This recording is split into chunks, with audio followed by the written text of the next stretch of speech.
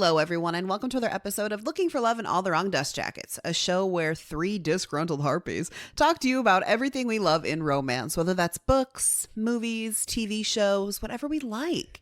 My name's Liz. I'm Danny. I'm Wiggles. And welcome to the episode. Today we are discussing the book The Wraith King by Juliette Cross. But before we get into that, before we get going, I got to let the people know. I got to warn you that we are crass and unhinged.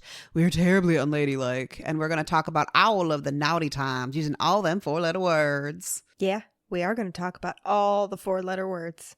Thanks. I use them frequently. All of them. And with wild abandon. But before we talk about the book, Wiggs, tell us about Juliette Cross, eh? Juliette is a multi-published author of fantasy and paranormal romance. She's a mood reader. Same. Oh, God, it's the worst. As well as a mood writer, if that wasn't obvious by her eclectic book list. Very true. As a native Louisianan, she is inspired by the moss-laden trees and slow-moving bayou of her home, as well as gothic setting of nearby New Orleans. She loves lazy nights with her husband and old fashions and family gatherings. Anyway, so she's got quite a few books and book series. So I'm just going to give you the book series and you can check them out from there. So we have The Wraith King, which we're reading today. Pew, pew, pew, pew, pew. Woo. And then we've got Stay a Spell. Which I'm sure you've heard us talk about many times. Love it. Love it. Beauville. Green Valley Heroes, Veil of Stars, Nightwing, The Vessel Trilogy, Dominion, and Vampire Blood. So That's a lot. yeah, those are the names of the series. I don't know she had that many. Yeah, she's got a lot. She's got Damn. a lot. She does also have on our website some bonus little content things, including some for Stay a Spell. So maybe check that out. Okay. And then if you are like, I love The Wraith King, I'm so fucking jazzed about this. She already has a special edition for that one out. So you can get it on her website, which is juliecross.com. So check it out. And that's what I got. So Danny, what is this book about? This book is about Una, who is a light fae, essentially, Yeah. for lack of a better way to put it. They have two umbrellas of fae, the light fae and the dark fae, and inside of each are many different types. So she is a moon fae in the light fae group. Category. And she's a princess. She, at 17, is trying to figure out how to stop this plague from happening, and she has one distinct area that she thinks she can do something with. Problem is, it is in the dark fae territory, so she goes there, gets caught. The king chucks her in the dungeon and tortures her. They cut off her wings, which, ow, and brutal for the first, chapter of the fucking book. Mm-hmm. Yeah. This is darker than Stay a Spell. Okay, so if you're coming Just to us smidgen. from that energy, it's not the same energy. It is not. And she sees somebody in the cell next to her. She thinks it's this old hag lady. The lady gives her some water, and then the hag draws on Una in the hag's own blood these runes and chants things at her, and then she dies. And then they're gonna feed her to basically the White Walkers. Mm-hmm. And a lovely man in the dungeons named Goll sees it, breaks out of his cell, saves her. Her brother saves her from him, and boom, they're done. Well, go forward 5 years, and she's the princess of this kingdom, and Goll, who saved her, is actually the king's son. He didn't want him to be a part of anything because he got a prophecy that he was going to kill him. And she gets kidnapped by the evil king, and he saves her again by beheading his father and taking his throne. Mm-hmm. Let's discuss, because there's a lot of things going on in this Right. book. Everything you said is like the first 3 chapters, and there's so much more that happens. Basically, Yes. he brokers peace between the two kingdoms by her becoming his misra, which she thinks means concubine. It's not actually that, but It's more closer But it to also kind of is. it kind of is. What yeah. she understands it that way because of the bastardized version that the kings before him have done, but the original thing, no, it wasn't supposed to be concubine. It's more like mate and spouse, Yes. essentially. I will say, on the note of concubine, Mulan ruined me in many ways, but one of them is every time I hear concubine in my head, it also goes ugly concubines. So just wanted you to know where my head is at. It also, mine goes there as well. Concubines. Ugly concubines. But anyway, so yeah, at the beginning of this book, you're not really sure what the pace is because the pace changes like 3 different times. Yes, it does. And so you're like, we are speeding. Just kidding. Slow down. We are going faster again. Yes. No, slow down. Bitch, slow down. It is jarring. Basically, it's like a race to get to those two being married, but also like wanting to give you enough context. Mm-hmm. And it is a constant battle between those two concepts. And I'm not sure if it was successful. I don't know. I will say I did read it very quickly because of that. Sure. But I did have a few moments of pause because this is a big departure from what I've read from Juliette Cross thus far, and in terms of how dark it is. And I was like, oh my God. Well, just because we're on the subject, it's a big departure from at least reading the Stay a Spell series in almost every single way. Mm-hmm. I don't want to we can get into it at our own pace, whatever. It's our show. Una is nothing like her other female main characters. She's so passive. And I'm so used to reading like, oh, look, we're these witches of the most powerful coven in the area. And we're here to do shit. Yeah. And you better not fuck around. Right. Because if I'm not badass enough, my older sister is. And she's worse. That's the energy of those sisters entirely. Also, the spice was like not this. It was. Oh, we'll get into the spice. Yeah, let's that's a whole other conversation. Let's just say it's almost reading a different author. I agree with the passiveness to a point. I also kind of understand the need for her to be a little bit because of the danger. She is in survival mode. And so that is the one context that I do kind of give her a pass on everything is she's trying to figure out. She's having a complete culture shock because one, the culture is so distinct from her own, but also what little she does know of that culture seems to be increasingly wrong. Yeah. And so she has nothing really to fall back on. The only thing she really is going for her is that after she was captured 5 years ago, she's like, something tells me I should know how to talk to these people. It's going to pay off later. And so she teaches herself their language or has some tutors teach her. Well, and I mean, they're also at war, right? So it's like any sort of situation where two cultures are at war, you emphasize and overemphasize and, almost tell falsehoods about the other species or race or group to make them see worse, to make them big, scary monsters. And the thing is the same thing happened when Goll starts to, the Wraith King, the guy who saved her. He's telling stories that he knows of their culture. And she's like, that's not quite right. That's not right.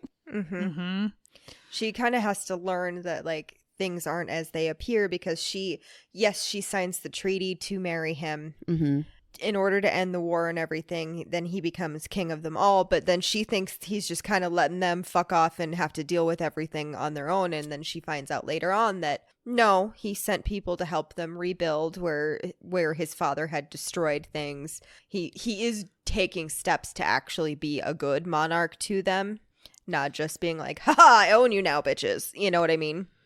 This was a really well done world in that capacity for me. Like the politics of it made a lot of sense to me, especially when you're talking about worlds or governments where you are born into it rather than are elected, right? And what I think she did really well on both sides of this war that they're on is that the people are not their government. Showed that really well because the expectation that Goll's followers had was not liking their people, but that this can all be better. We can do better versus just the people that are sent to kidnap her the second time. They killed her lady's maid just because. Yep. And were like, you're gonna fucking pay for all this shit that your father has done and things like that. And just like a completely different energy. I think what really stood out to me is usually, or like very typical when you have like a dark and light side or like a theoretically good and bad side. Yes, the dark fae under the old bad king were more brutal.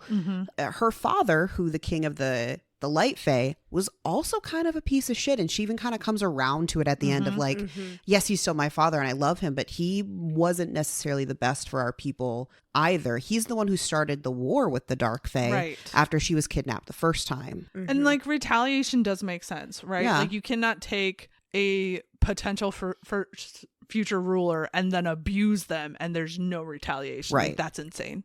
Like I think it would have gone to her brother Balin first, but still, if he dies, he's literally a soldier, right? Yeah. Then it's her. And so yeah, they can't do that. Like there will be retaliation of some sort, but carrying out a war for the next 5 years. You know. And it seems to be a war that they're losing. Yes. Well, and my understanding is the only reason they're even as successful as they are is because they control the majority of the farmable land. Yeah. Well, and the other thing is that, so they started this war over her torture and everything. You'd think at some point they also need to take into perspective. I'm not forgiving what Goll's father did at all. She was in their territory. She was in a place where she is not welcome. They basically she was breaking a tentative truce. Yeah. In the situation. So like that almost could be considered an act of war in itself. It's true. Is her coming there. Again, not an excuse. Cutting off her wings is atrocious. And then trying to feed her to the whites. Yeah. Right. Yeah. Like I think the torture would have maybe like been appeasable. The almost killing a monarch is not.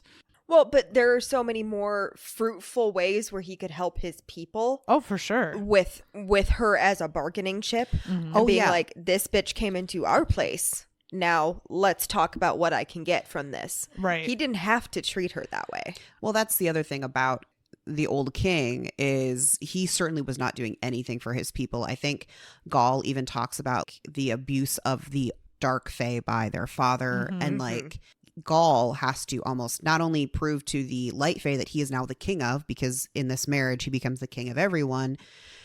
He has to prove to his own people that he is not going to abuse them anymore. Yeah, I did like the politics of things. I think it was very interesting. I honestly liked that more of the book than anything else. I would agree with that. I would agree with that. I even the way later on in the book when they're interacting with the smoke or fae or the shadow fae. Shadow fae, thank you. Shadow fae and the beast fae, and like I wanted to know more about like their side of things because and I think it must be that the next one is going to be involving the Shadow Fae Kingdom because based on the epilogue. Balin, is that what his name was? Yeah. Comes in and he's like, I've got this hostage. Can I come in? I need to know who that hostage is though. Like, I do want to know who the hostage is. Because the way it was delivered in the epilogue, it very much felt like this is somebody who is a big deal and I'm not going to tell you yet.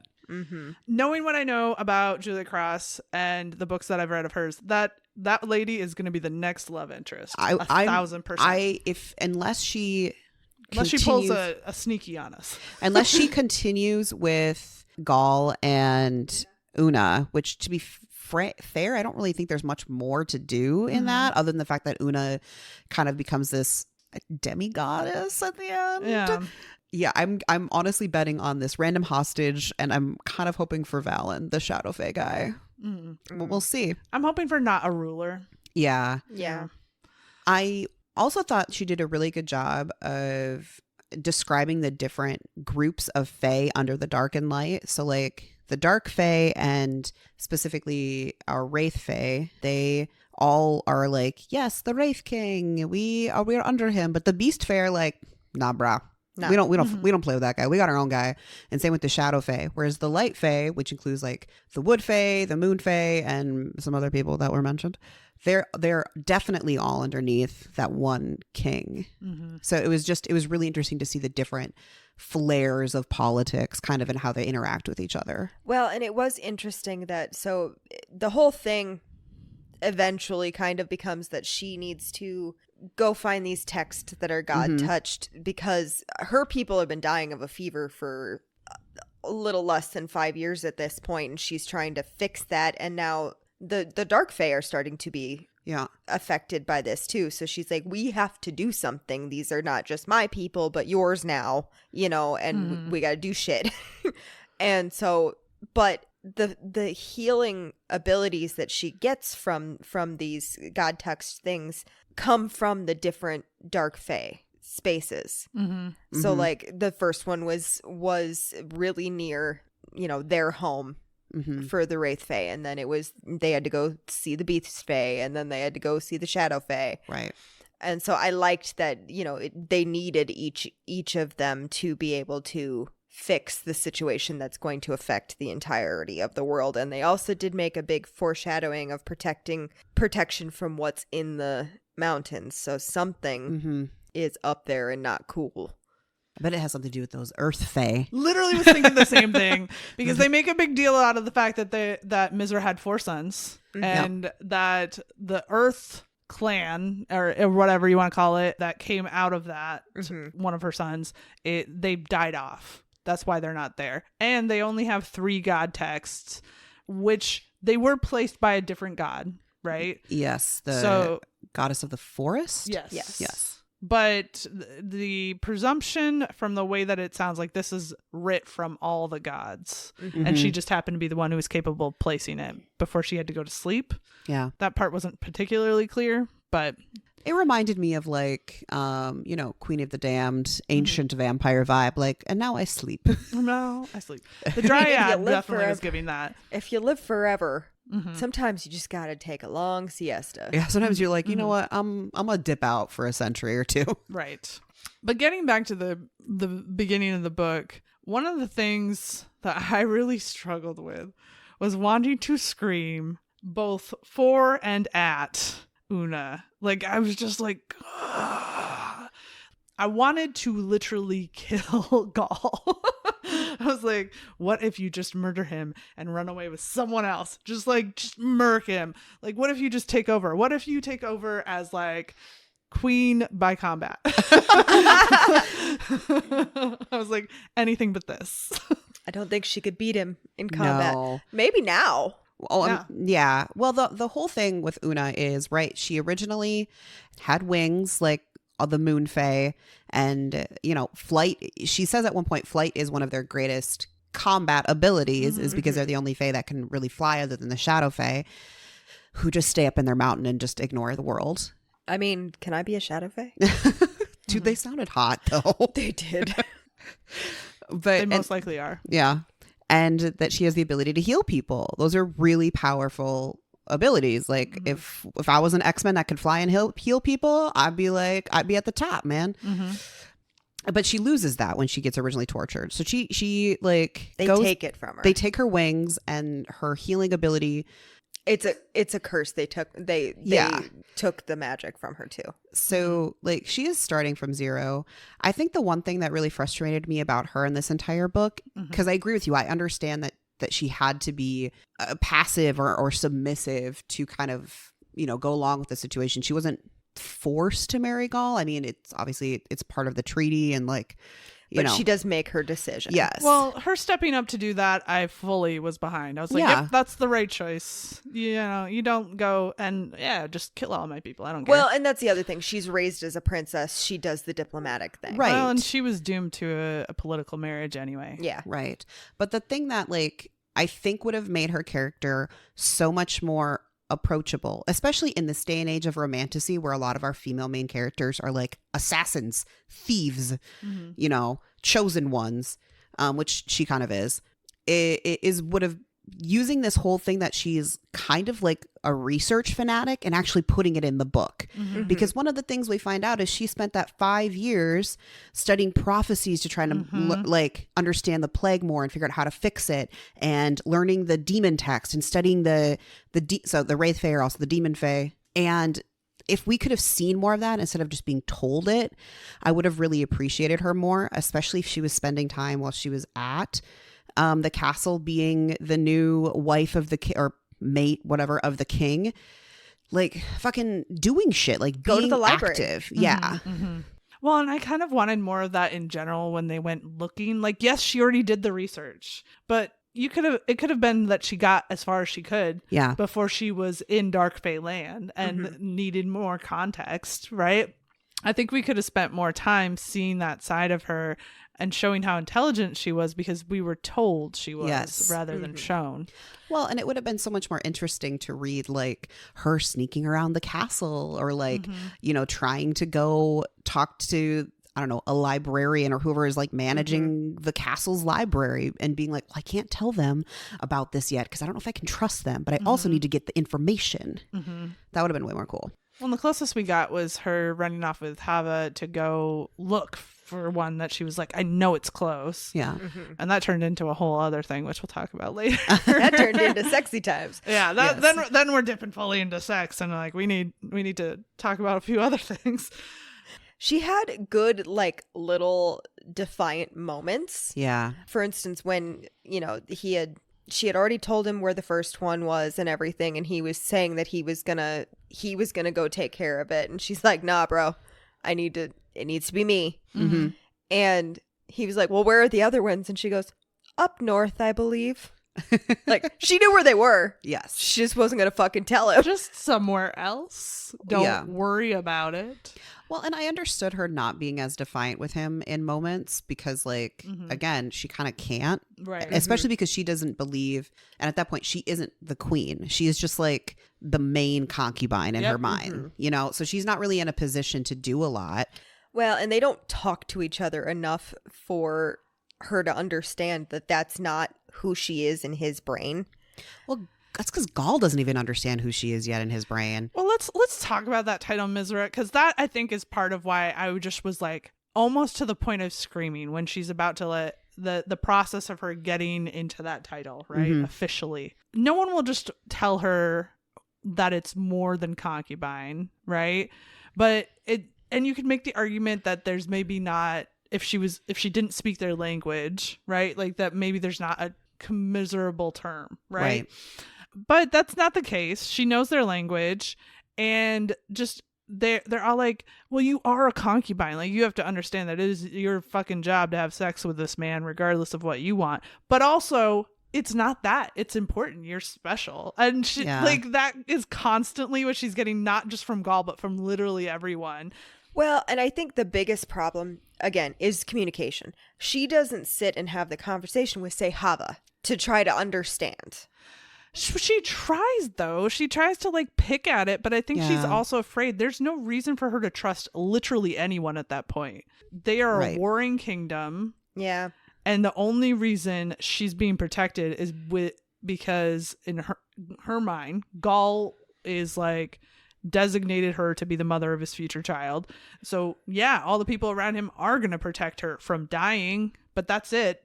Like, they're not going to actually protect her emotions or her like personhood. Well, and to be fair to them, up until Goll, the last several kings, that's what it was. Right. Yes. So the only real person that I feel like you can put that blame on is Goll. And I put that blame on him very quickly because the amount of times I understand that he's struggling in his brain with processing everything. He's going from 5 years of planning to take over the kingdom to taking over the kingdom. And there's a person that he can maybe use to save them from this war. And it's a lot for him to manage in a very short amount of time. But instead of treating Una like an ally, he treats her immediately like a tool. Yes. Something to be used. Yeah. For sure. And what I think I did not like it from the standpoint of I didn't want Una to be going through those things, but I did find that it was an interesting start and a much stronger enemies to lovers plot. And I was like, oh, this could be really good, until like later on they flip the switch and then they proceed to gaslight us through the rest of the book and be like, no, he always loved her. No, he didn't. No, he didn't. And that was hard to read. Yeah, and pissed me off quite a bit. I was getting irritated with that because I'm like, no, you need to point out that he's fallen in love with her. Yes. It wasn't a I will protect her always. It was a I will protect her always because this is who she's supposed to be. Right, because she has value to me, not because I love her. But right. It's the I like her Yeah. and I love her is what you needed to kind of ease into. And now I need to explain to you that, yes, you would have always been super important because you're supposed to be the mother of my child. I chose you to be that because you were a tool, but you're more than that now. Right. I definitely could have gotten behind that more, because I did like the fact that it didn't just like, they didn't just go, okay, you're the new king, let's play nice. Like, yeah, we are still people with not only a 5-year war, but even before that, massive amounts of animosity. There's always been tension. Yeah. And I can understand Goll taking a much harsher stance with her in the sense of like controlling her, because he doesn't want to give her the opportunity to fuck with his plans by saying no or by doing other things that could destroy everything he's worked for. So I get that. But yeah, there should have been more of a buildup of like, maybe we can trust each other. Wait, maybe we actually enjoy each other. Like, that would have been cool. They also just kind of rewrite Goll as being more reasonable, as being more approachable, and not just to her, but to other people as things go along, without it like really being justified. Because at the beginning, he's like, how many times did he touch you? And she's like, literally twice, my guy, calm down. And he's like, no, I'm going to cut his hand off for it. Just don't worry about it. He doesn't need a hand, stupid bitch. Like, what? And then later on, he's like, I gotta let her do her thing. And it's like, where? Why? What lesson have you learned? When? So that part of it, I would say, disappointed me the most, because it didn't make sense. So the other thing that was kind of disappointing to me about him is this, like, so there is this prophecy about the Dark Lady that kind of slowly starts coming up, and Goll is like certain that it is Una. That's why he is like determined that he is gonna get this woman. But the thing I didn't like is just out of nowhere, he's strong enough to break the bars in this jail that he's been kept in for so long, just because he sees her. And just like his reactions to her, I would have been okay with it if it was like he's having heavy reactions but then keeps pushing them down.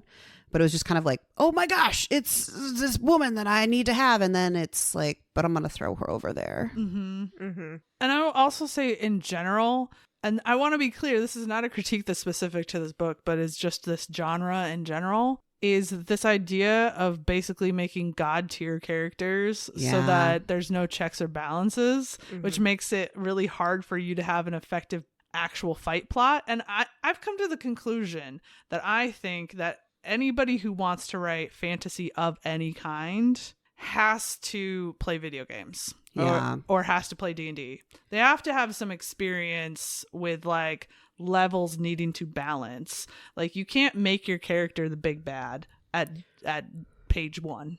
Well, and Goll is. He is. Because for some reason his magic, while he's been caged or held captive by his father, is gone, and he sees Una as she's about to be fed to the whites, and he gets all of his magic back, and then he's like super powerful. But from then on, he's a dragon rider, the only dragon rider. Yes. He has extremely powerful fire magic.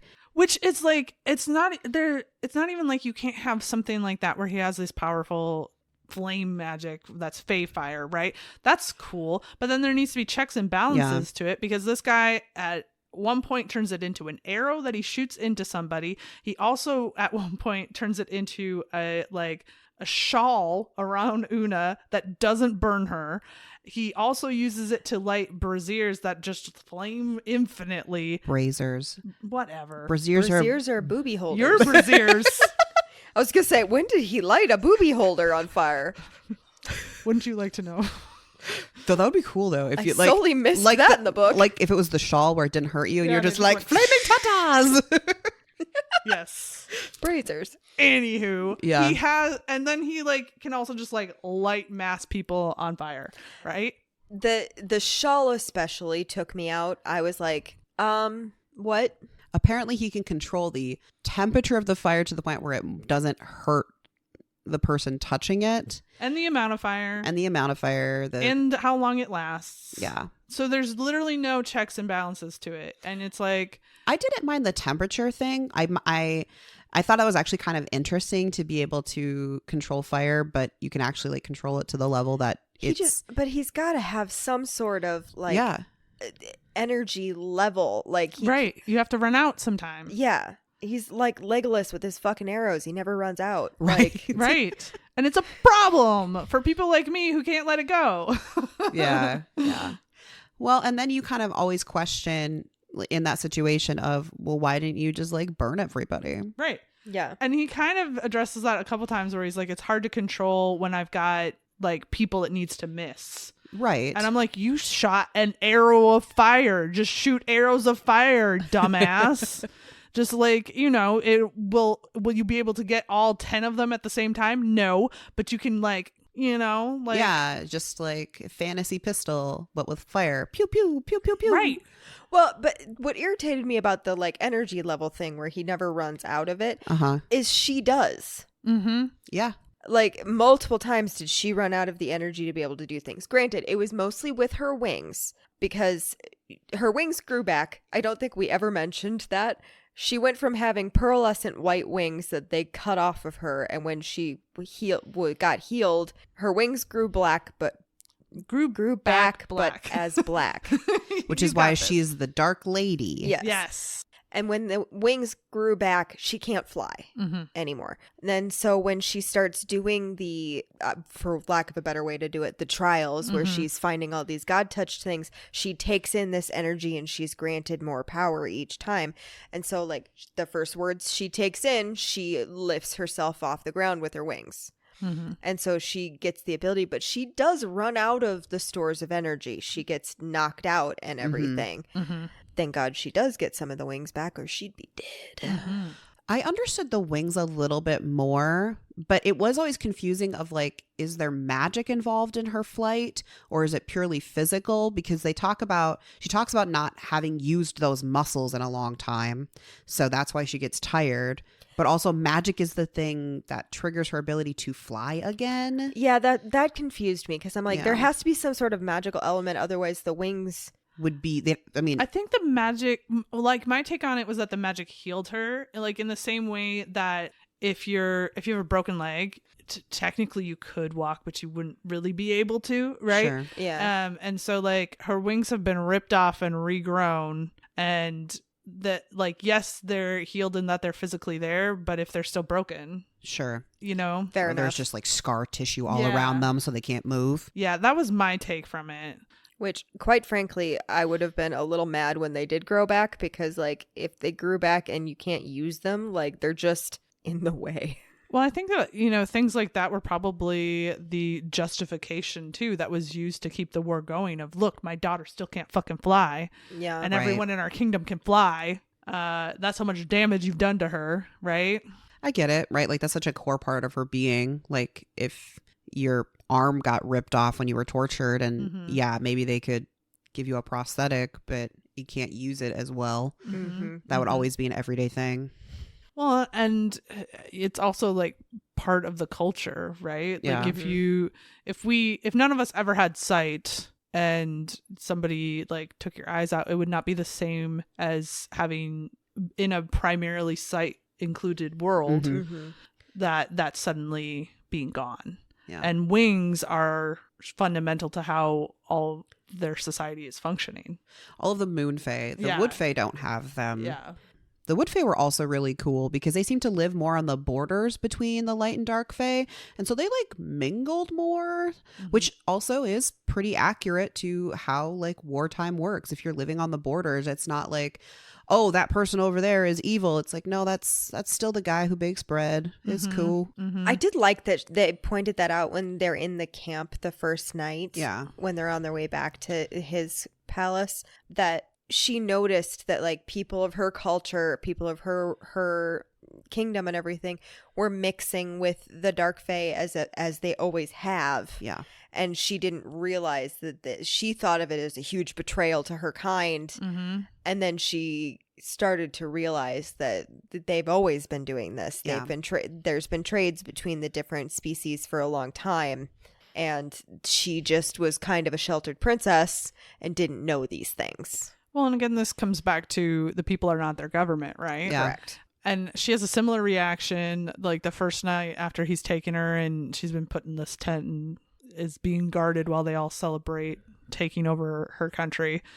and she sees that some of the ladies from her kingdom are servicing the men of theirs, and she's furious about it. She's like, how could they force them to do that? That's horrible. And they're like, no, they want to make money. So we didn't. We asked. The brothel provided. Yeah, we tipped them nicely.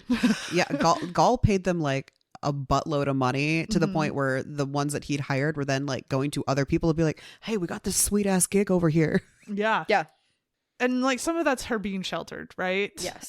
Because there is also an element of she cannot imagine somebody wanting to do that. Yeah. Right.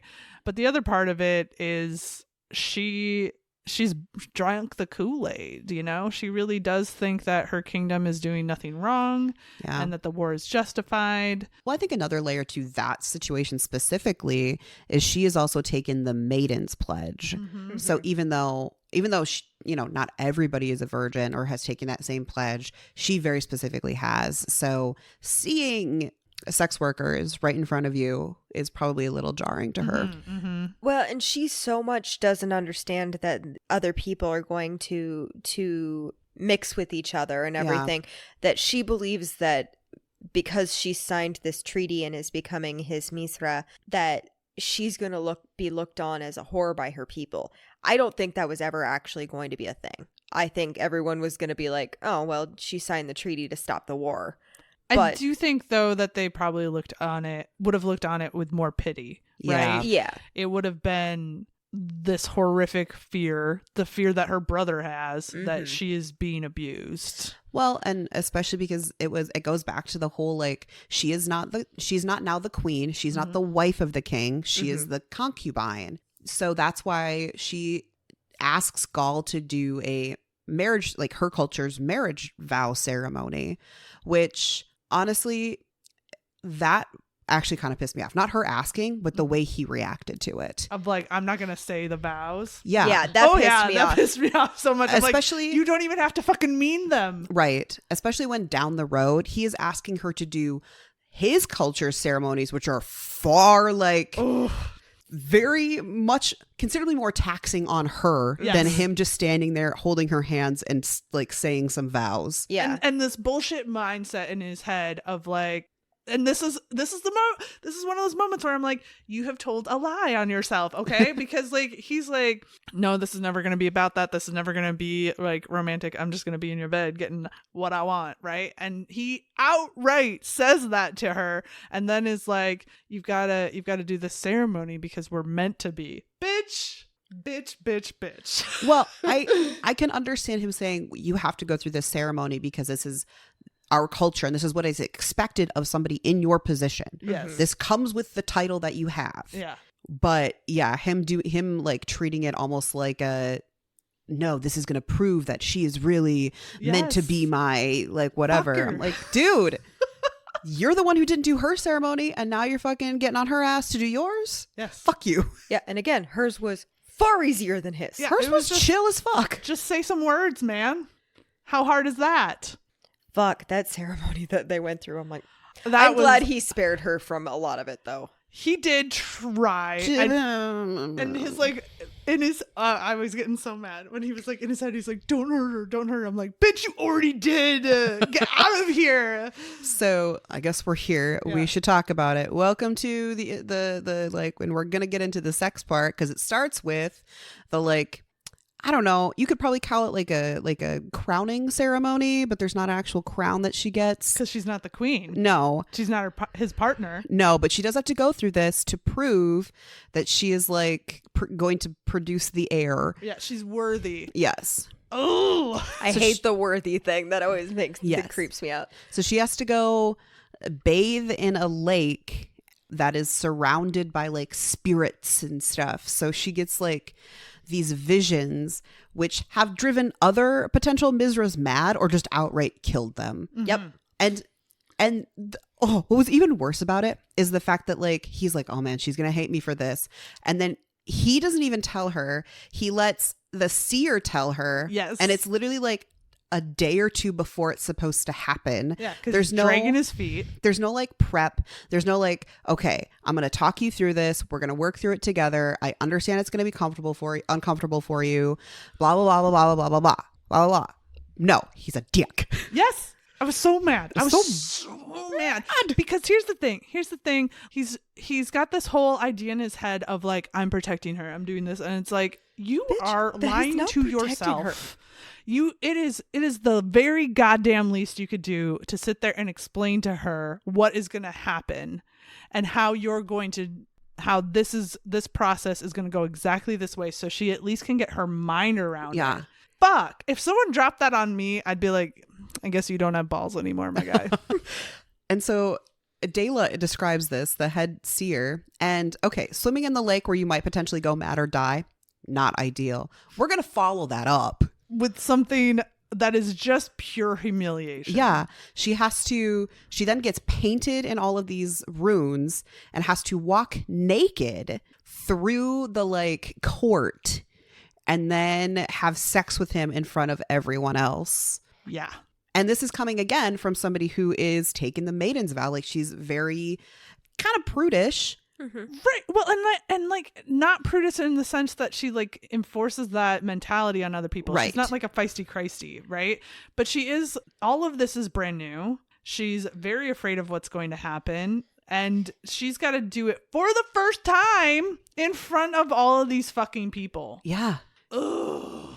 And here's the other part about it that just pissed me off is that he like goes and like jumps in the lake and hauls her out. And there's no reason for us to believe that couldn't have made things worse. They have literally never had a king get in or even be a part of that ceremony. He's not supposed to be there. It's only supposed to be her and like her ladies' maids and the priestesses. They're the only ones who are supposed to be involved in the lake process. Mm-hmm. And then he just consistently makes it worse because he lets her go and goes to his throne while these ladies get her ready. And he has not told her how many people are going to be there. It's just like upwards of 200, 300 people, if I remember right. He has not told her who's going to be there. Just like he didn't tell her any of the process, honestly. It was all Dela. And and then like she goes where she's supposed to go, gets on the cushion. She's like, all right, this is how it's got to be. And then he keeps like insisting on things from her in that moment. Like, will not let her escape the moment. She's like not allowed to close her eyes. He's like demanding that she let him give her, I can't even remember the phrase he used, but like basically let me give you an orgasm. Uh-huh. Mm-hmm. And then she's not having a good time. He modesty screens it a little bit with his flames. So that's nice, I guess. But like everyone can hear her. Mm-hmm. Ugh. And she can hear them like jeering and being like, "Go, let your flames down so we can watch." Yes. And they make her specifically lay on a white cushion so that you can see her blood, assuming that her hymen gets broken in that moment. Ugh.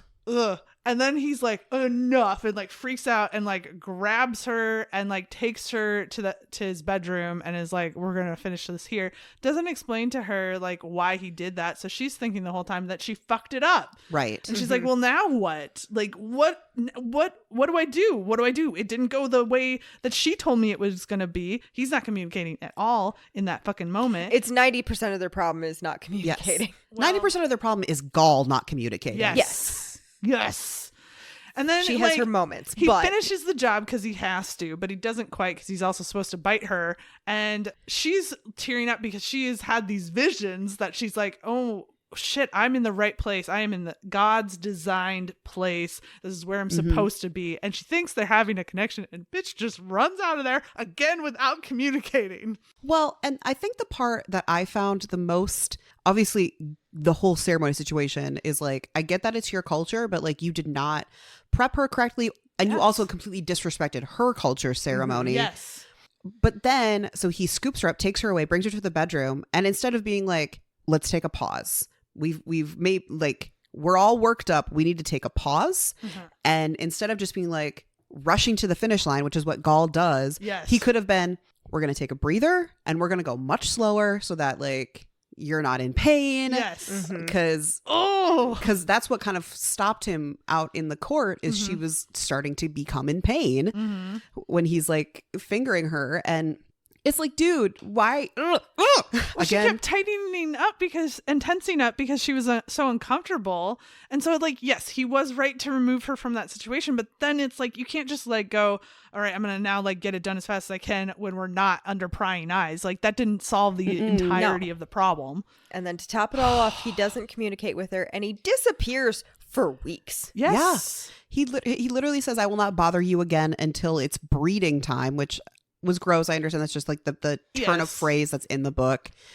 But yeah, then he just disappears. Well, and that's because we know, the readers know, he says this because he thinks that she is that upset with him. With him and everything. We get his POV. Yes. So he's trying to bug her off and be what he thinks is the kindest thing to her. It's not what she needed, motherfucker. She needed a conversation. Well, you couldn't even check in on her once and just be like, hey, girl, what's up? Not once. And then what finally prompts him to go after her is they can't find her in her room because her and her lady's maid decided they're going to go to these falls. And then when he finds her and he's like, why didn't you just ask me? And we would have like brought you here. And I'm just like, bitch, what part of any of this? Why would she think that she could ask you that? I didn't know where you were. When have you ever communicated, hey, just talk to me about it and we'll figure it out together as a couple. As a couple. We'll combat these problems together. Well, and here's the thing. Literally every other person there, including some of the shittier people that she's got to deal with, is nicer to her about this whole ceremony than he is. At one point, he has his brother or his cousins. Spoiler. Spoiler. He has his cousins be her guards, and she's freaking out because Dayla's finally told her about the ceremony, and he knows that Dayla is telling her about the ceremony, and he's like, peace, I'm out. Yeah. And so her guards have to comfort her and she's like, I can't do this. This is and they have to be like, no, you can. It's gonna be okay, Mizra. And I'm like, that's your job, motherfucker. By the way, so we get, this is big spoiler, but one of the cousins is bad. And they are actually both his brothers. Because his father essentially raped his aunt. Yeah, that's kind of what's inferred. Yeah. And she forbade them from telling anybody who they actually were. Which I get because at the time, they easily could have been killed.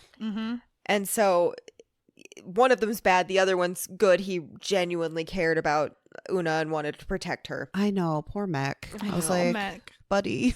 Oh, buddy. My sweet boy. But so all this time, his brother is being a jackass. He's been super nice to her. You don't suspect him, but at one point, you get his POV without knowing it's him. Yeah. The traitor. And it's talking like him staring at her in court. I listened to the audiobook, you guys. Oh, no. It was upsetting. Did they do a creepy voice? Yes. It was creepy. I was like, I feel like I'm being watched. And here's the other thing. So I'm dog sitting currently. And so I'm listening to this, not in my space, but somebody else's. And so I'm like, I don't like how this makes me feel right now. In general, that one was, she gave you just enough hints right before it happens that I was like, okay with it. But if you had told me immediately after the scene where he's so nice with her before the ceremony, I would have been like, no, that's my sweet boy. Yeah. No.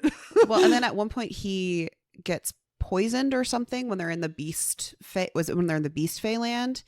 And so like his facade has slipped away and he's just being like, oh, my Mizra, you've come for me. I knew you'd come for me. And I was like, oh my God, this is him. This is a bad guy. Uh-huh. Oh no. Yeah. My Mizra always was like, oh God. Oh Yuckers. no. Yuckers. Yeah. Well, and you have this like awkward moment where Mech and Dayla are trying to like get her out of there and diffuse the situation too. And you're like, that's suspicious. Like, Yeah, I don't. So I do appreciate that she dropped enough hints that when it does happen, you're like, yes, yeah. Yeah, I liked that it was enough, but it wasn't blatant either. Yeah. Right. It was enough There that was still enough room for doubt. Yes. Yeah. That I still doubted, and I think it was more of like a hopeful doubt of like, no, this is the red herring. There's going to be like an actual bad guy over here. There's gonna be it's gonna be a sneaky bad guy Yeah. that we did not see coming. There was a part of me that kept falling back on thinking that it was gonna be Hava. I didn't trust Hava for the longest time. Well, the introduction to her is so wild compared to the character she ends up playing out as. Yes. Because she sweeps in and she's like, great news. So guess who's been kidnapped? And they're like, how do you know? And she's like, I'm a really good spy, like really good. And that's all you see of her until later on when they're back in North Goll. Yes. Yes. Nailed it. And she's suddenly been made a lady's maid for the Mizra, right? And I'm just like, so you're gonna settle for that? That was my thing too. I was like, oh, this is just because Goll wants like a spy next to the Mizra. Yes. This is like you're pretending to be a lady's maid. Well, and I kind of think that is actually because she also has the flame ability. Mm-hmm. And she can fly. And she can fly. So I think it was a lot of she can help protect and everything. She just unfortunately got caught off guard from people that she thought she could trust. Well, at the end, yeah. Mm-hmm. I do think Hava was fulfilling a lot of roles, right? Lady's maid, bodyguard, and a spy to go back to Goll and say shit. But then eventually she becomes friends with Una. I think I wanted to see a little bit more of their friendship growing. I think that would have been enjoyable. Well, and like it goes back to I don't trust chipper people. And she was chipper from the beginning. Like she was just in there being Danny, we've talked about this. This is not the same. Okay. You got enough pessimism to keep you level. Okay. Fair enough. You are not who I'm talking about. I am a fairly chipper person. A lot of it's a facade, but it's fine. Well, see, this is what I don't trust about the chipperness. We're all miserable. Why are you pretending we're not? Get on our playing field. And so, yeah, it just was weird to me that like I just kept expecting more to happen there, and it didn't. Yes.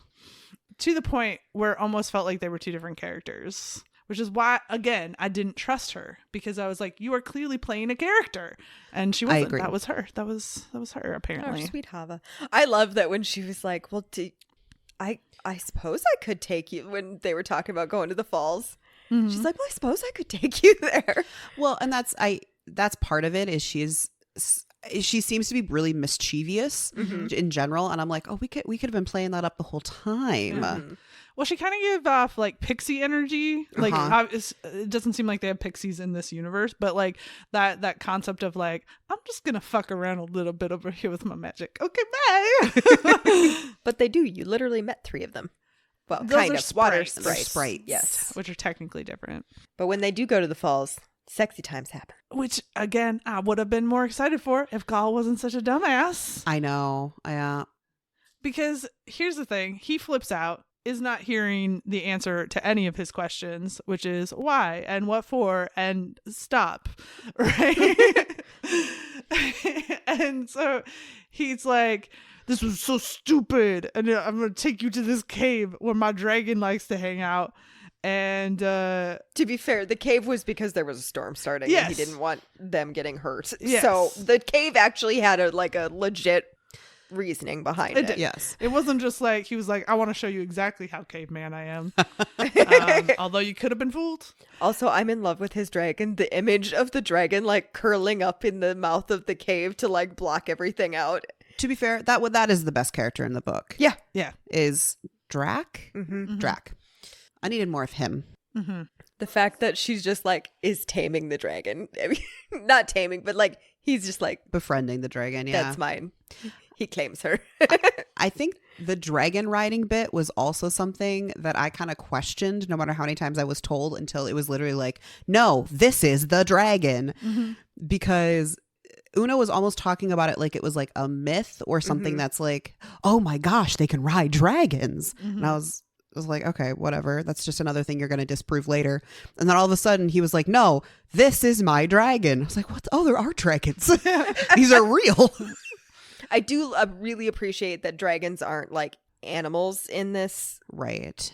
which is true in a lot of fantasies.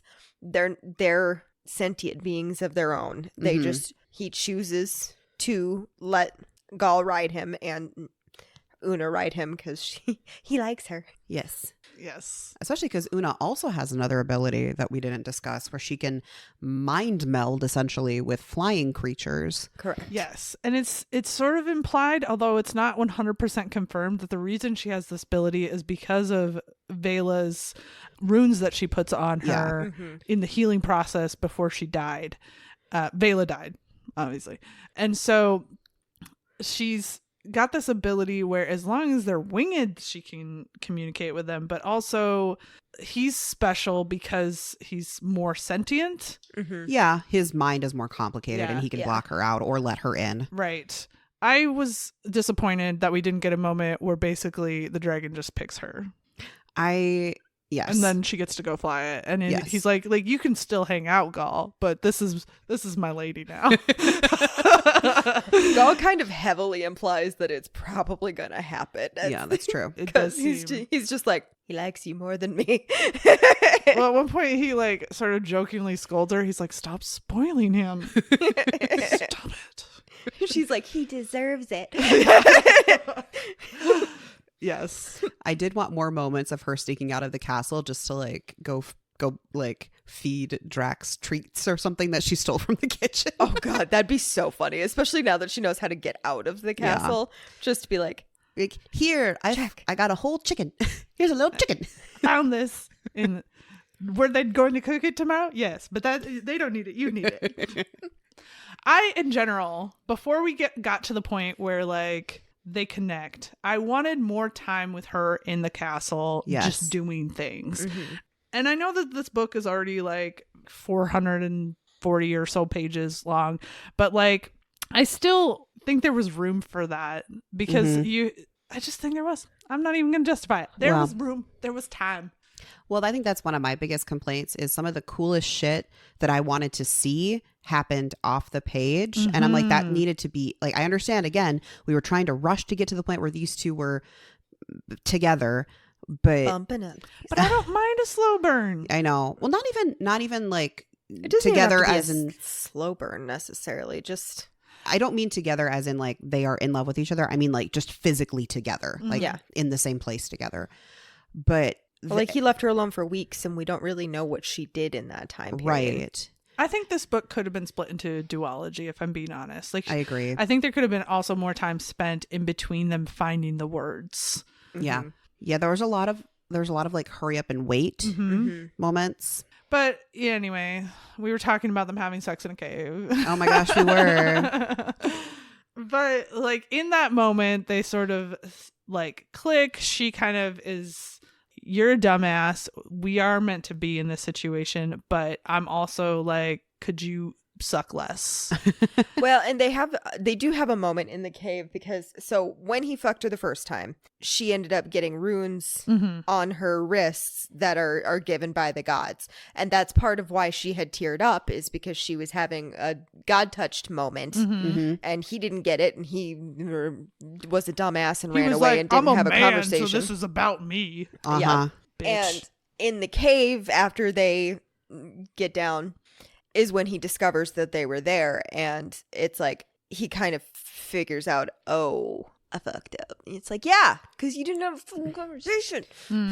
But it's in the cave where he bites her, so they finish that ritual, and it's also where she makes him vow that he will take no other woman. Yes. There will be no other concubines. She does have her moments where she's just like, okay, I'm in charge now, bitch. I needed Prove more to of me. those moments. Yes. Especially towards the end, once they were starting to trust each other. I was like, take control more. Yes. Take over. Yes. Make him the concubine. Yes. Right? Well, and like, here's the thing. I understand that culturally that is accepted, but it doesn't seem to be accepted for anyone other than the king. Right? Yeah. And so for him not to act like he doesn't stand why she would be upset is him intentionally being obtuse. Of course she would be upset by that. Your own mother, who you later tell us about, was also not a fan. You fuckwit. Oh. Yeah. Well, and just knowing like a fraction of her culture, which he does, because he asks her like right away, like, did you take the vow of the maiden and all this? It's like, have just a little respect for her culture and like what she would expect in like some sort of marriage or mating or whatever. You don't have to make her queen, but I mean, he gets there eventually, but it takes a damn long time. The amount of times I wanted to just smack this man upside the head. Right? Well, and my thing is, this is again where I feel like the switch is not justified, because he specifically tells her, you will not be my wife. You will not be my queen. Right. And he didn't have to do that. Like, if his whole intention was, this is the one, we're going to like do great things together. Even if he's not at that point thinking like anything really romantic can happen, then that's your excuse. That's your justification, is that's how I got them to sign the peace treaty, is that we are married by their culture. She is Mizra by mine. So that means there will be no others. Right. Like you're the king. Diplomatic shit would make sense. Yeah. But he was really holding all the light Fae over a barrel. Like, because he held all the cards in that situation. Right. It's not like he said, hey, let's end this war by being together. It was, I'm literally have taken over your main city, and I will continue if you do not do exactly what I say. As far as the like spice quantity and quality, it was fine. It wasn't. The quantity, I would say, is up from. Quantity was fine. Like, it was. I was actually a little disappointed at the quality because of the Stay a Spell series, where the quality is higher. Yeah, it was. I mean, nothing blew me out of the water. I will say, so I think it's the next sex scene where they're fighting about if she's going to go with him to get the god touched. And so they're in an argument, and she like storms away and goes to her rooms, and he like charges in and you know, is like, no, I'm going to fuck the anger out of you. I was a little like, It was definitely dubious consent there. Yeah. And also, I think it's like 1 or 2 chapters after the traitor, and there's something in my mind where I was just like, is this a trick somehow? Is that not actually Goll? Because something's weird. Everything's off. I was very much thinking the same thing. I literally thought through that entire scene, is this actually Goll? And then she talked about like looking into his eyes and everything, and I'm like, okay, so it is actually Goll. I don't like this. He was dubious consenty, though, all the way up until, in my opinion, the scene where she basically is like, I'm taking control of the situation, and starts like stroking him and pushing it, and he's like, you need to sleep, and she's like, not tonight. I'm gonna ride you, bitch. Yes. Yeah. That was the moment for me that I was like, that should have been the they fall in love moment. Like, not that I'm like okay with it. Like, I don't know how to phrase it. Like, it would make sense for it to still feel dubious all the way up until that point, and I think it does. What doesn't feel that way is that there's all of a sudden he's romantic with her. Yeah. And I think that needed to build up to that moment too, where it's like, okay, I'm now seeing you as an equal or closer to it anyway. And I also think that was the best sex scene of the whole book, personally. Yeah.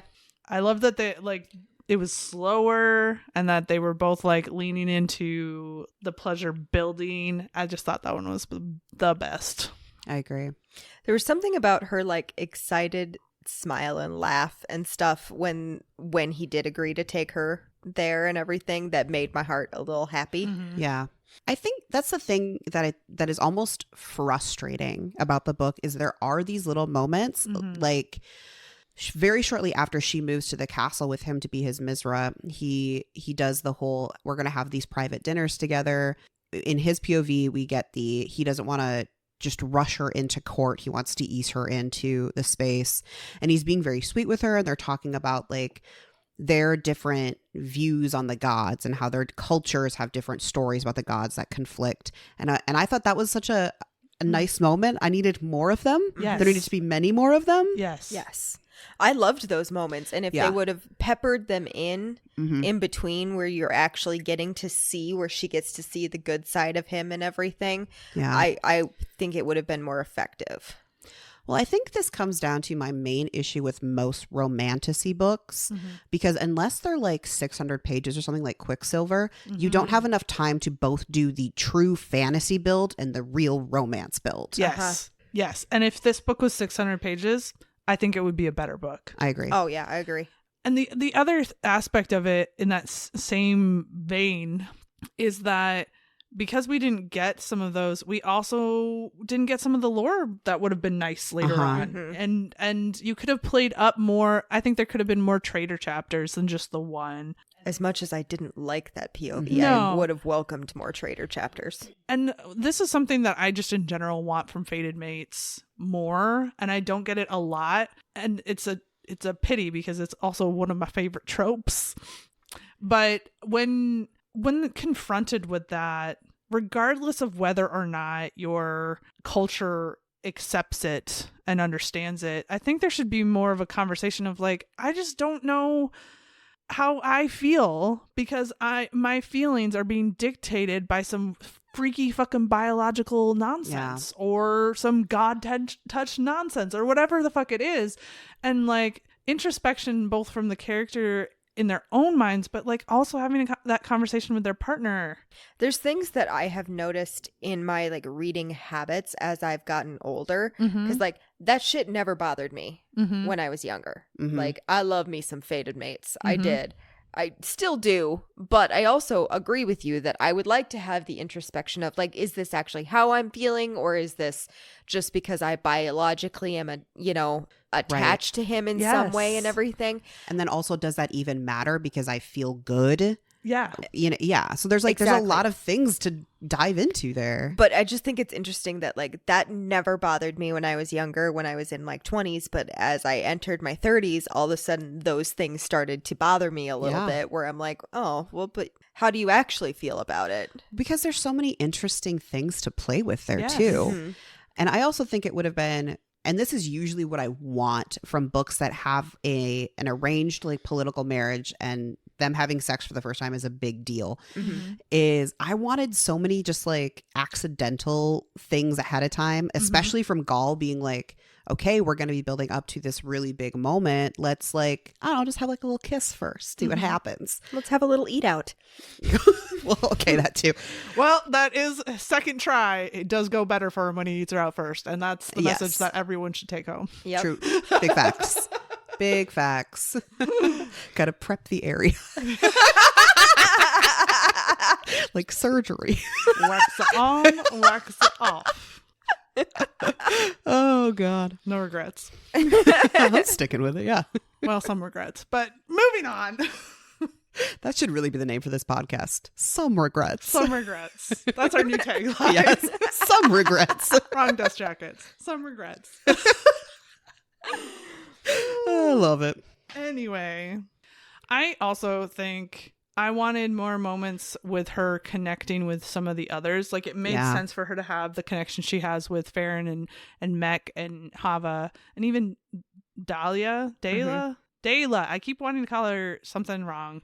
Like those connections made more sense, but like she should have had more instance of people like explaining to her this world she's jumped into. This is a stupid example, but like, you know, if you sit at a fancy table, there are multiple forks, right? And I'm not saying that that's necessarily what they had, and she was royal. Like, take the example for the culture shock we're talking about here, poor people versus rich.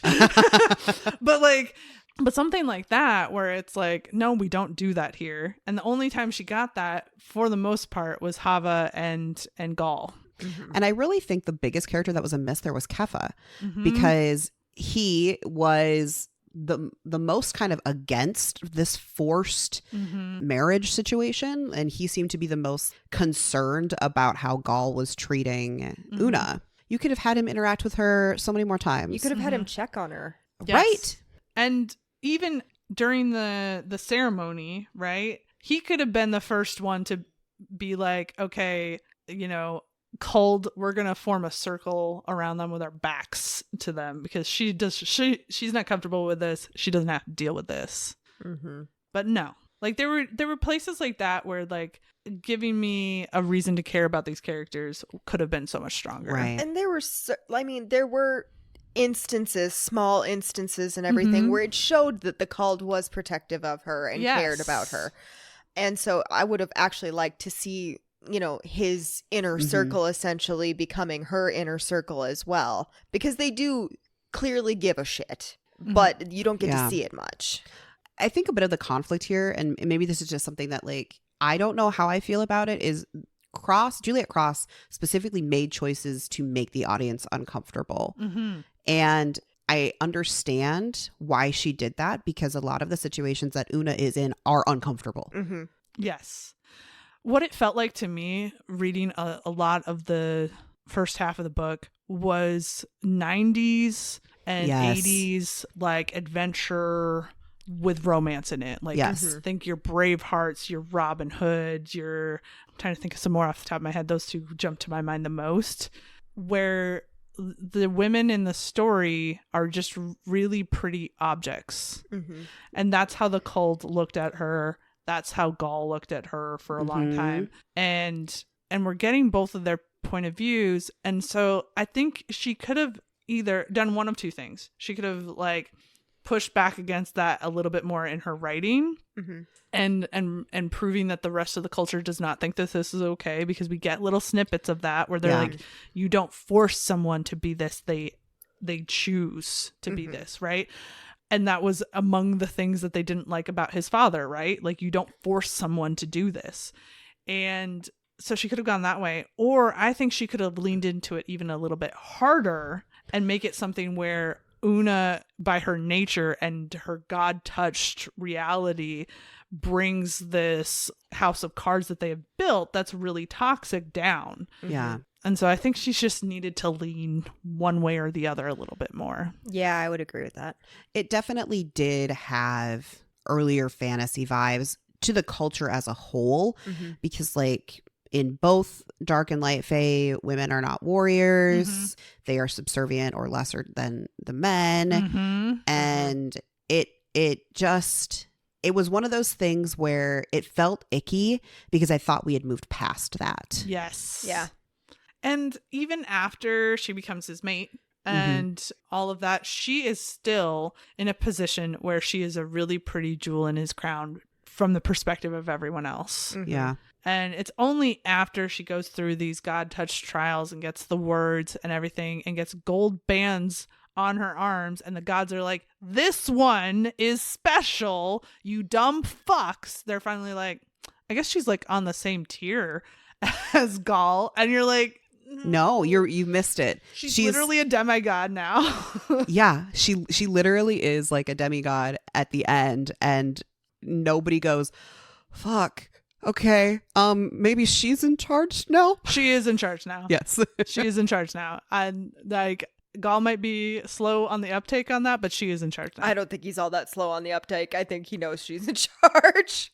Well, he knows, not everybody else does. Yeah, he does not know enough to declare her ruler of the country. Yeah. Well, not until the very end, when he calls her my wife and my queen. Yeah. And he's like, this is the first queen of North Gaul. Which, okay, I mean, like, we've spoiled everything else. In the fucking epilogue, the amount of fury I felt when they did have a son first, I was like, God damn it. Oh, I wanted it to be a girl so bad. Make him prove himself. Make him eat those words. Oh, if it's a girl, she'll still be queen. She better be. That is true, because the thing that he promised her at the very beginning is, regardless of if they have a male or female child, the first one is the heir and the next ruler. Yes. And I needed him to walk the walk. Yes. If he had not been a fuck up the whole time, it would be one thing, but he had, and he needed to prove himself. He needed to be tested. Yeah, I was like, oh, it wasn't a girl. Damn it. I also was a little sad that the baby didn't have wings. Had horns, but they're like, no wings. And I'm like, what do you mean no wings? I want horns and wings. I want it all. Yes. I also, like, have questions about the birth, and I think we all do. Because of the horns? Yeah. Well, the way that he describes it is he can see the, like, raises in the child's forehead where the horns are coming. Still. So it's Kinda like teeth. They're going to be growing in. Well, and that's what happens with, like, cows as well. They aren't born with horns. They come up as nubbins. Yes. So I did want to say one thing before I forget. and it's just out of left field. I believe these are self-published books. Mm-hmm. I don't know whoever the editor is, but she needs a better one. Yeah, there were some dropped words. That surprised me. There were dropped words. Sometimes there were just straight up dropped phrases. Like it was almost as if two completely different sentences got mashed together. Yes. There were times where like names were dropped too. Yeah.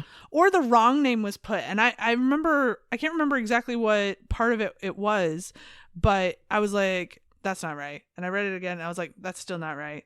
I read it again one more time. I was like, so somebody fucked up. So I didn't know that, but I also listened to the audiobook, so that does change things a little bit. Right. Right. They can self-edit. Mm-hmm. Oh, Never mind. Well, look at us. We're so smart. Which is just a bummer. And I get it. Mistakes happen. Things get missed all of the time. In books, in big name books that are traditionally published and have gone through like big name editors. I've seen mistakes in Stephen King novels. Right. Right. 2 or 3. I said Sure. that. This was more than that. Yeah. Yeah. It was definitely noticeable enough for me to go, this needed another couple passes. Right. And I think the part about that frustrates me is that it's then, okay, give it to someone else to redline then. If you just need a fresh set of eyes, then just get that fresh set of eyes, you know? I bring this up a lot. Editing is extremely expensive. It is. Correct. And if you're self-publishing, I can understand why like you don't go another bout because that's another like $600. But this one definitely needed it. Even just get a friend. Mm-hmm. Yeah.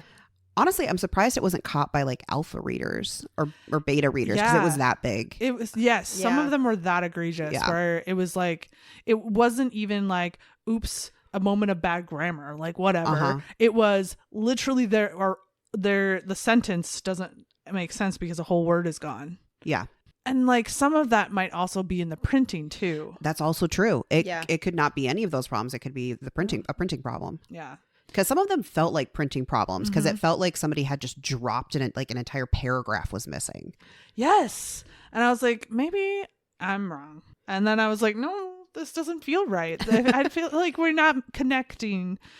But that was my little gripe. I do try to forgive it a lot because you don't know whose fault it is. Mm-hmm. Yeah. Like you said, it could have just been a printing problem. Mm-hmm.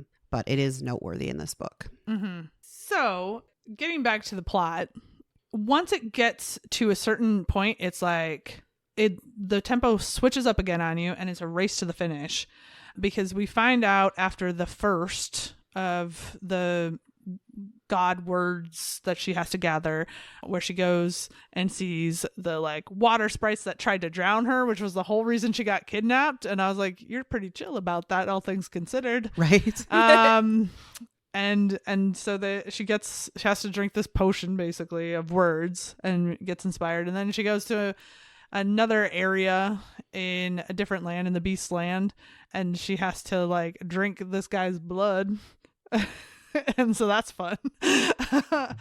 And then very quickly after that, she's in the Shadow Kingdom. Yeah. And then it's literally, you are in the climax now. Mm-hmm. It is like you are on the downward spiral to the end of this book. It just boom, switches over. And so that's when we find out that Farron's a piece of shit. Yep. We find out though that he's been cursed or something is happening. Mm-hmm. Like he came back from the Shadowlands, which is why it sounds like there's something in the next book or two that's happening there with this sickness almost. Yeah, kind of like a sickness or a madness where he thinks that he is now going to take over, kill Goll, take Una to be his Mizra, and also Dela. And but Dela will just be a concubine. yes, not Mizra. Yeah. But he has the ability, I can't remember exactly what it's called, or I never could pronounce it in the book, but it's essentially necromancy. Can raise the dead. He can make White Walkers essentially. Yeah.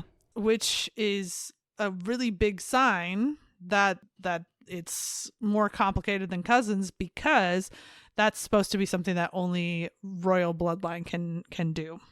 And it's somehow skipped over Goll. And oh gosh, there's just the moment of like, that betrayal was, I think, done really well. Because Mech stepping in and like still trying one more time to reason with his brother, and like appalled that he would go so far as to bring back the dead.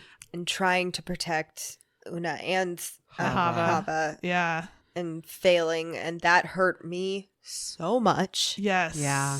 Well, and we get his final words in Goll's perspective, and Goll is, in spite of like his current rage and fear for what's happening to Una, is in the best way he can do, trying to be comforting to him. And he will not let it go. He's like, there's critical information you need to have. 1, this is my brother who did it. But 2, this is your brother who did this. Uh-huh. And I thought it was really well done. I really kind of wanted there to be like a Deus Ex Machina for him where he got Yeah. saved, Mm-hmm. but he be dead. And I'm Mhm. really sad. And I kind of honestly hoped maybe the next book somehow they will find out that Dela actually did live. But They he burned said- them on a pyre, so Yeah, I I don't think know. so. No, they found Dela strangled. Uh-huh. Although, there's 2 moments in this end sequence that I was like, okay, that timing seems rather convenient. So Hava is injured, but like is not injured to the point where she's going to immediately die. So she ends up being able to be saved, but that Mech's injuries are just too severe and he can't be saved, right, without a healer. And I'm like, okay, I can kind of accept that one, although it seems rather convenient. Like, just get rid of the other brother so you don't have to deal with the political ramifications of all that. I can kind of get it because Hava gets knocked out right away. Yeah. Yeah, Whereas so he Mech- doesn't feel the need to attack her more, whereas Mech fights to his Mhm. last. Mech fights back, so he has to fight him to get Una away, and I believe he was like ran through with a sword or something. So those are pretty devastating injuries. Yes. Yeah. On the other hand, it does take you, don't ask me how I know this. I've done too much research on stupid things.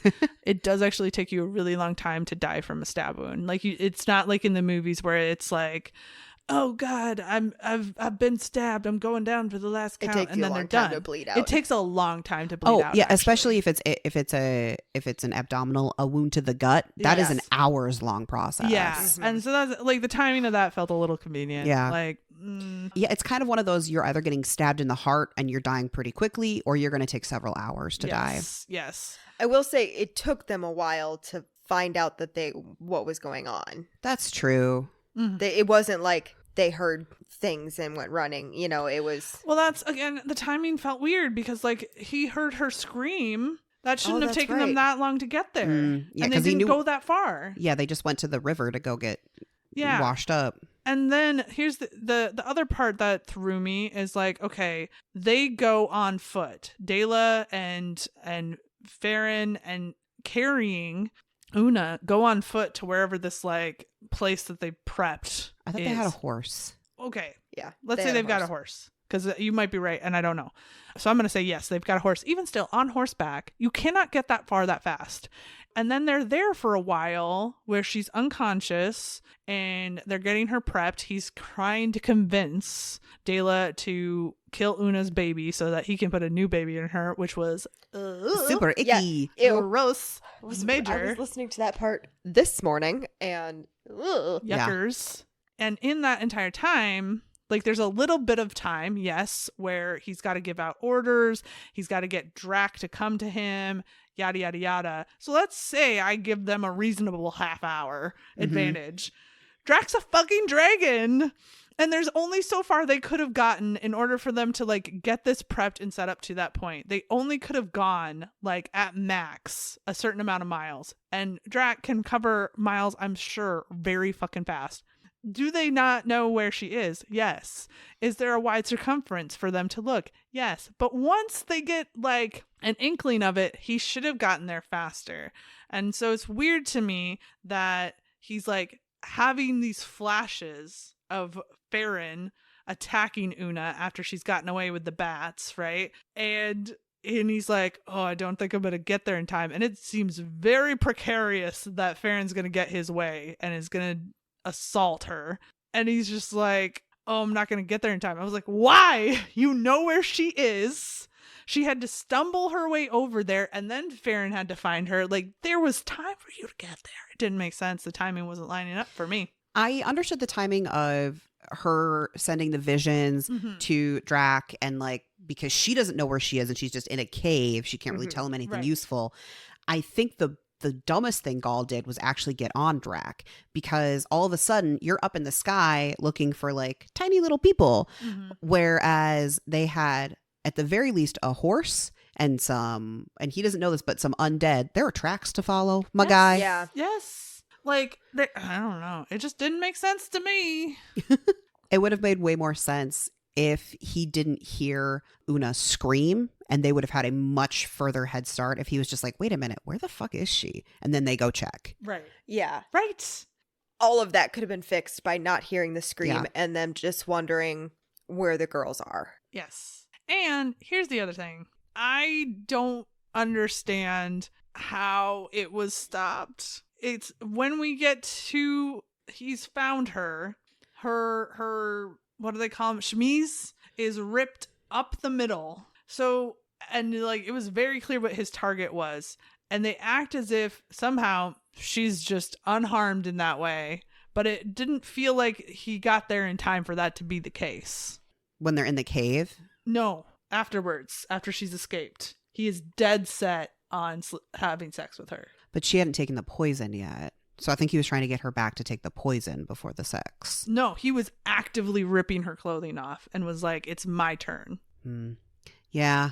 And that was what Goll was getting flashes of. Like her fighting back and scratching his face and doing all this stuff. Oh, when they're in the barn. Yes. Gotcha. Yeah.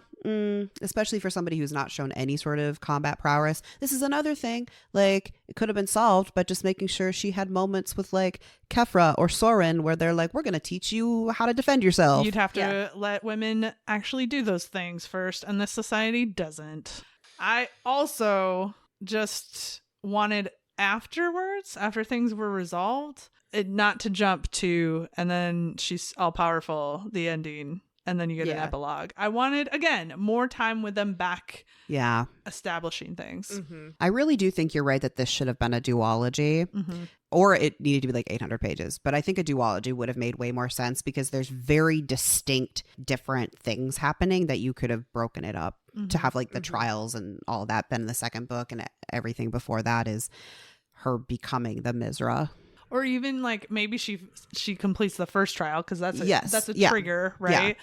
Then the second two take longer to make them happen and give us more about the world, right? Because we have such a limited look even just at the two kingdoms we're in. Well, there's a lot of politicalness to these kingdoms. They got there and the kings, the like rulers of the kingdoms kind of just let them Do their things. do their things. And it's like, well, there could have been a lot more there. There could have been a lot more there, a lot more communication and everything. And we only get to see little snippets of Una realizing that like the Wood Fae and the Beast Fae are starting to commingle. And it's like, let's get more of that. Let's have more fun.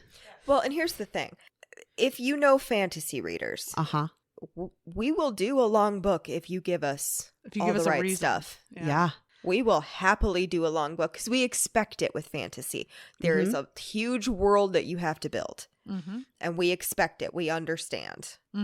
I've read huge books because it was fantasy, and I'm like, tell me everything. I think some people are afraid of that because on the romance side, we want the quicker books, but that's why the duologies. But we've been seeing in Romantasy big books, and people are cool with that. Yeah. Yes. Hell, you can do a big book romance too. That's fine with me. Just make it worth being big, you know? Yeah. Yeah. I like a big book, and I cannot lie. You know, the one last like complaint that I have is I wish in this process of self-actualization and also outward actualization that Una has, that at some point we would get the conversation between her and Goll where she has an opportunity to say, is my worth for you only this pregnancy? Like, yes, he's like, oh, I'm romantic, la da da da da. But like, what if we never have kids? And they didn't get to that moment never really got to be established. And I wish it had. Like, that was the one thing I didn't like. I did want to have the moment of the like pregnancy coming up because that has been the catalyst for why they're together, right? Is that he is contractually made her obligated to have a kid with him. But I wanted there to be a moment before that, where he conceded the ground that if there are no children, that's okay. Or that they have to come up with another solution. Yeah. Or like another contingency, right? Yeah. Because if they don't have children, do their kingdoms fall back apart again? Like who becomes the next heir? Right. Right. Which I think too, if they had a moment of that conversation, it would make the like brothers factor so much more like spicy. Mm-hmm. Yeah.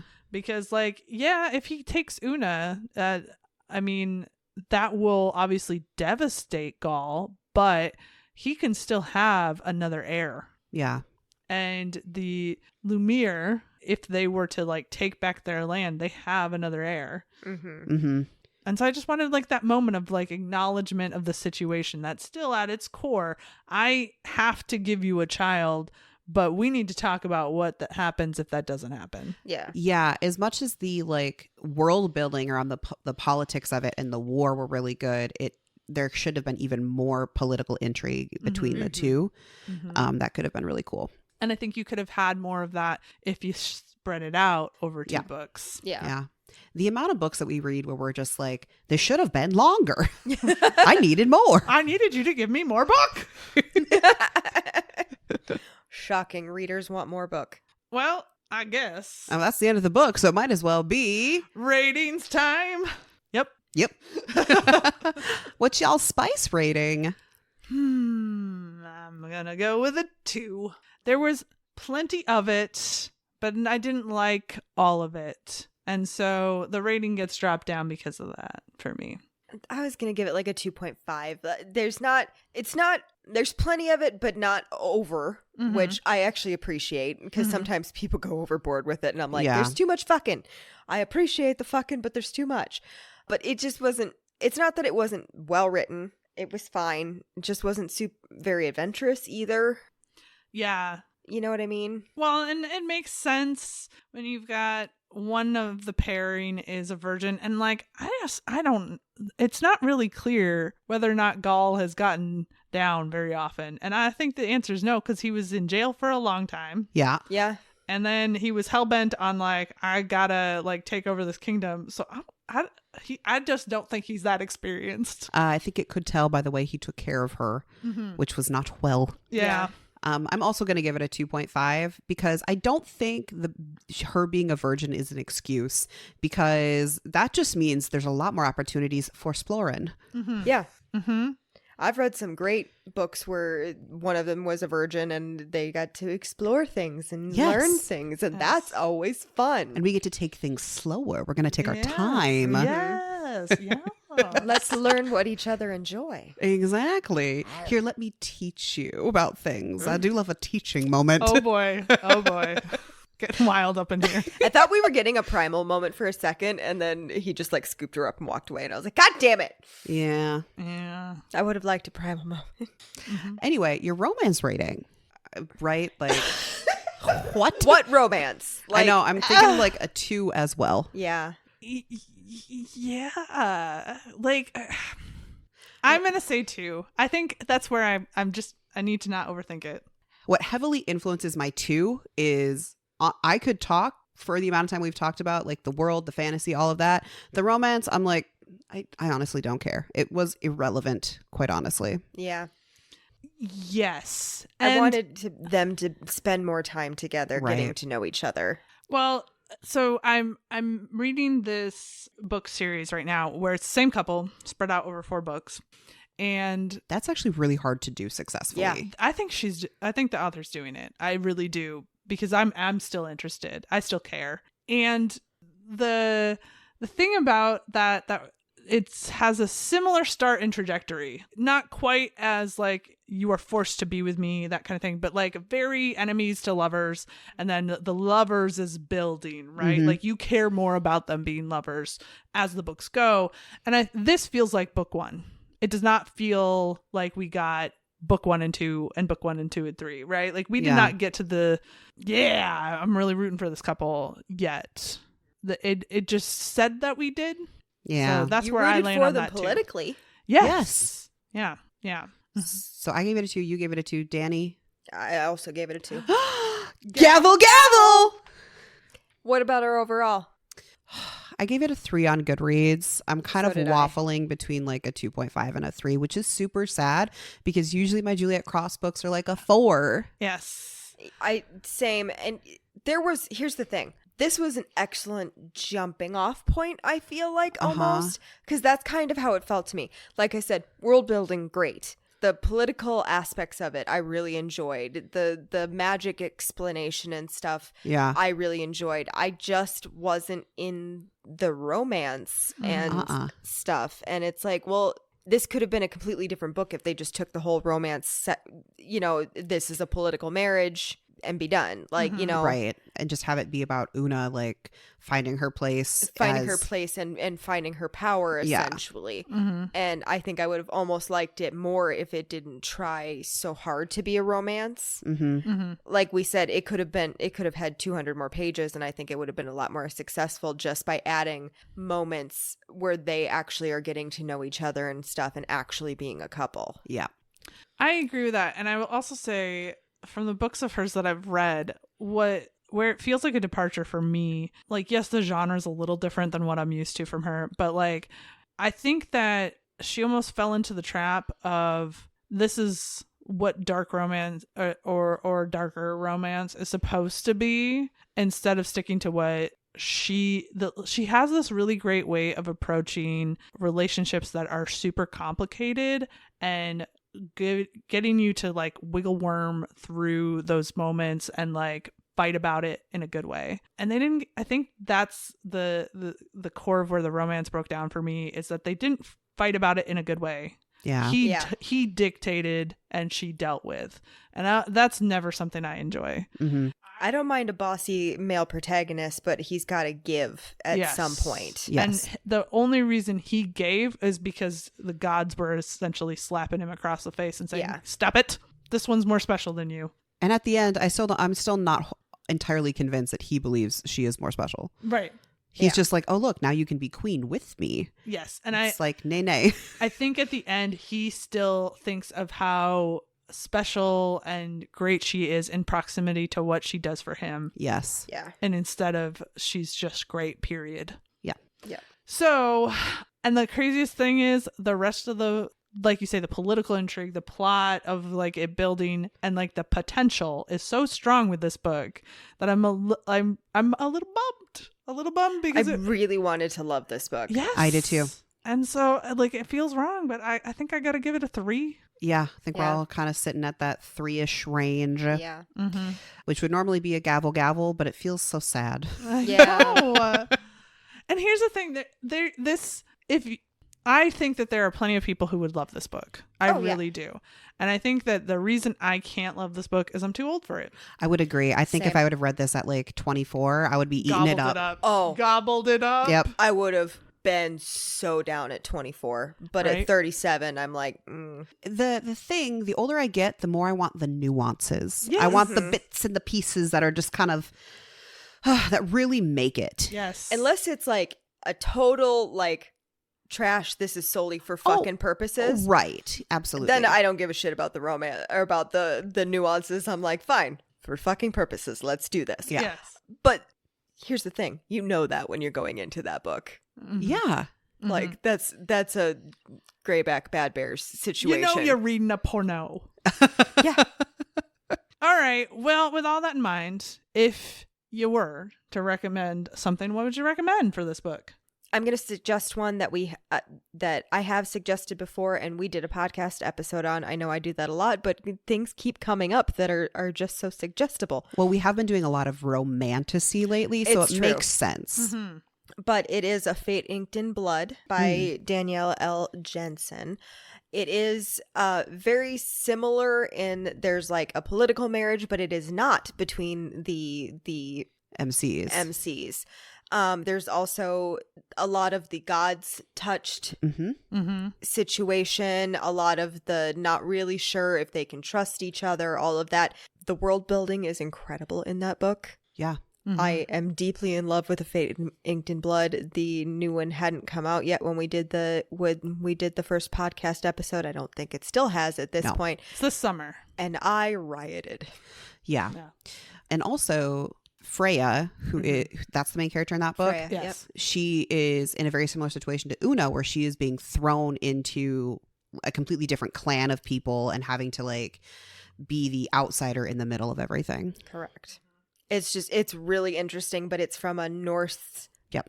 perspective as opposed to a demon, different society. It's our same society kind of, but there is magics involved in everything, and the Norse gods are very heavily involved in it. So mine is going to be one that I have recommended before, but for totally different reasons. And you know what? It's a classic romance. And sometimes we just have to recognize that people are going to pull from the classics for a reason. Okay. And that is The Bride by Julie Garwood.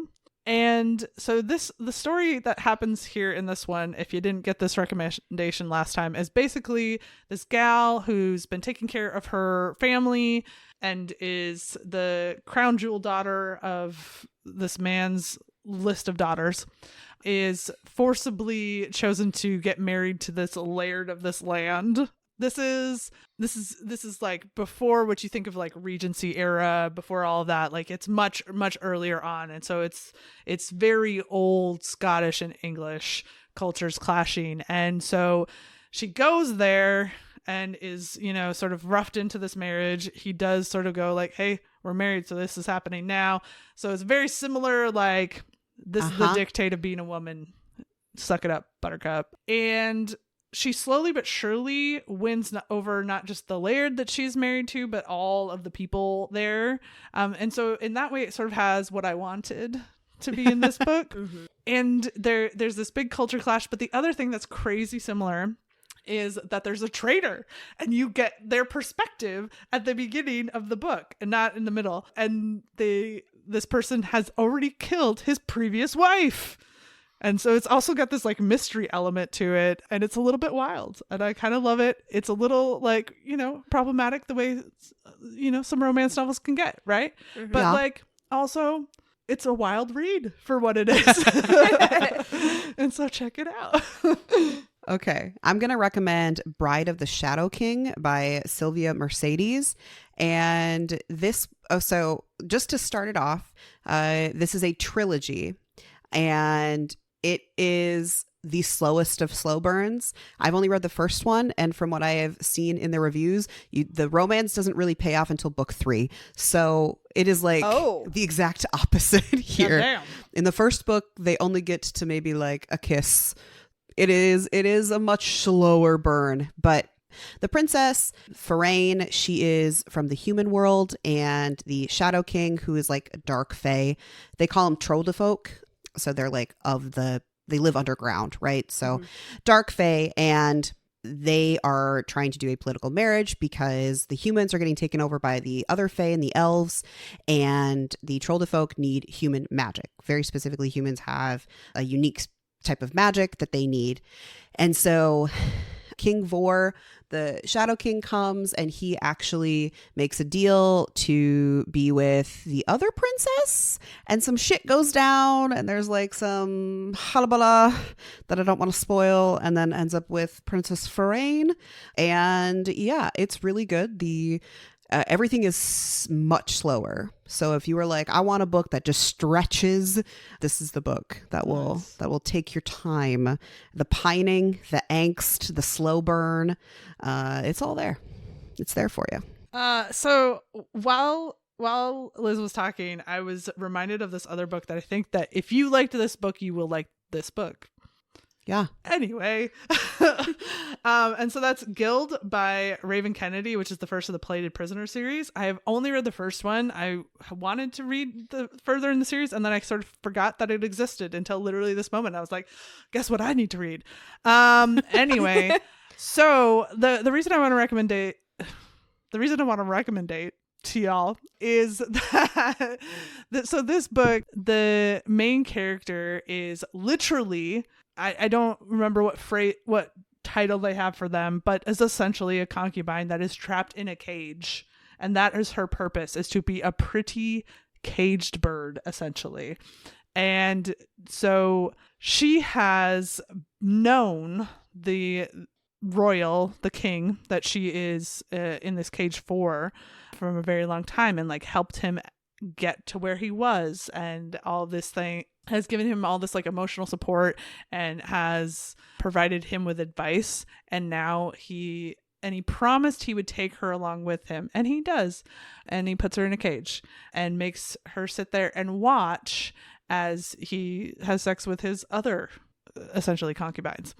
And so she is treated as the special concubine, right? Like she's the one that does not participate in any of the other things. No one else is allowed to touch her, but also he doesn't touch her very often. And she has accepted that as her life now for a long time, until of course there's a switch up. And I'm not going to tell you what that is because that spoils the book. But if you're looking for the aha moment that this is a fucking fucked up world, you will find it in this series. I can tell you that. That has been on my TBR for a while, but I've been hesitant to read it because I'm like, I don't know. This could be good. It could be not good. I've only read the first book, right? I have some expectations and thoughts about where it's probably going to go.